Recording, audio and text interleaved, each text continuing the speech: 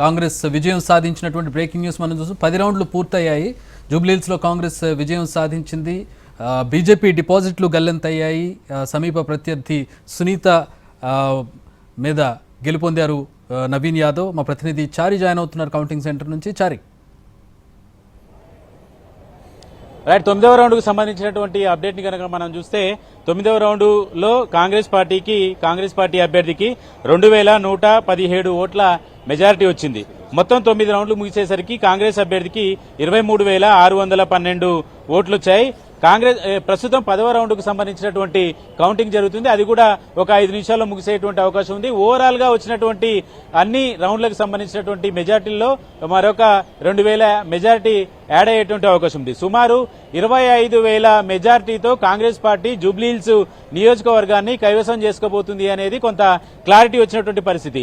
అయితే మొదటి నుంచి కాంగ్రెస్ పార్టీ కొంత బోరబండకి సంబంధించినటువంటి విషయంలోనే కొంత మైనస్ ఉండేటువంటి అవకాశం ఉందనేటువంటి చర్చ జరుగుతుంది. అట్లాగే కొంత అనుకున్న స్థాయిలో ఆ డివిజన్లలో కొంత మెజార్టీ రాలేదు, కానీ పూర్తి స్థాయిలో తమ ఆధిక్యతను కొనసాగిస్తూ వస్తున్నటువంటి పరిస్థితి.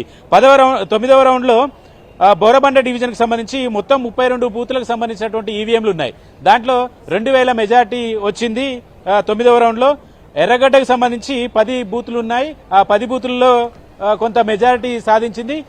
10వ రౌండ్కు సంబంధించినటువంటి విషయాన్ని కనుక మనం చూస్తే మొత్తం 29 బూతులకు సంబంధించినటువంటి ఈవీఎంలను లెక్కించాల్సి ఉంటుంది. ఈ 10వ రౌండ్ లో 29 బూతులకు సంబంధించినటువంటివే ఉన్నాయి కాబట్టి ఆ 29 బూతులకు సంబంధించినటువంటి ఓట్ల లెక్కింపుతో కాంగ్రెస్ పార్టీ మరో 1,500 నుంచి 2,000 పైచిలకు ఓట్ల మెజార్టీ సాధించేటువంటి అవకాశం ఉంది. ఈ లెక్కన కాంగ్రెస్ పార్టీ మొత్తం జూబ్లీహిల్స్ ఉప ఎన్నికల్లో 25,000 మెజార్టీతో గెలిచేటువంటి అవకాశం కనబడుతోంది.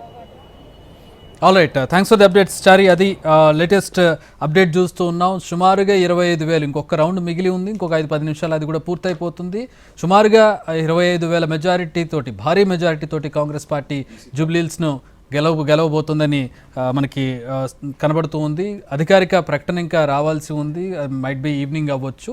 సో ఎలక్షన్ కమిషన్ అన్ని సరి చూసుకుని 1-2 సార్లు, అంటే ఒక ప్రతిష్టాత్మకమైనటువంటి ఎలక్షన్ మళ్ళీ పొరపాట్లు జరగకుండా, మళ్ళీ ఆరోపణలు రాకుండా ఉండేందుకు తగిన జాగ్రత్తలు తీసుకుని చాలా స్లోగా ఆచితూచి రిజల్ట్స్ను అధికారికంగా ప్రకటిస్తూ ఉంది.